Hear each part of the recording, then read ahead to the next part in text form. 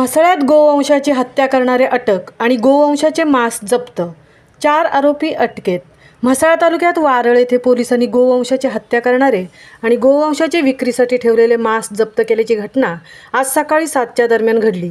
या गुन्ह्यात पोलिसांनी 4 आरोपींना अटक केली आहे. याबाबत अक्षय दौलतपुरी यांनी फिर्याद दिल्याने म्हसळा पोलीस स्टेशनचे पथक आज सकाळी वारळ मोहल्ल्यात आरोपी नवाज काजी यांच्या घरी पोहोचले असताना आरोपी नवाज काजी यांच्यासह अन्य 3 आरोपींनी आपल्या ताब्यात तांबड्या रंगाचे गोवंशाची कत्तल केलेले मांस विक्रीसाठी ठेवल्याचे आढळले.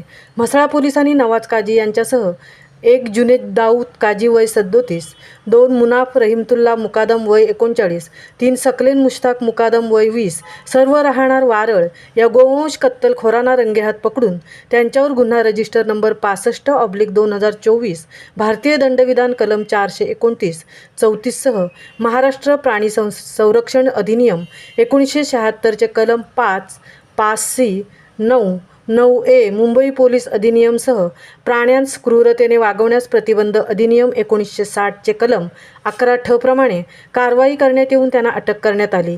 यामध्ये आरोपींकडून ₹14,000 किमतीचे गोवंश जातीचे 70 किलो मांस आणि विविध प्रकारचे 14 सुरे असे ₹16,500 किमतीचे सामान पोलिसांनी जप्त केले. ही मोहीम म्हसळा पोलीस स्टेशनचे प्रभारी सहाय्यक पोलीस निरीक्षक संतोष औटी यांनी सहकारी PSI एडवळे, संतोष चव्हाण चितारे, अक्षय पुरी, चालक विजय फोपसे, महिला पोलीस शिपाई प्रतीक्षा कानवडे यांनी उत्कृष्ट कामगिरी बजावली. महामुंबईसह संजय खांबेटे, म्हसळा.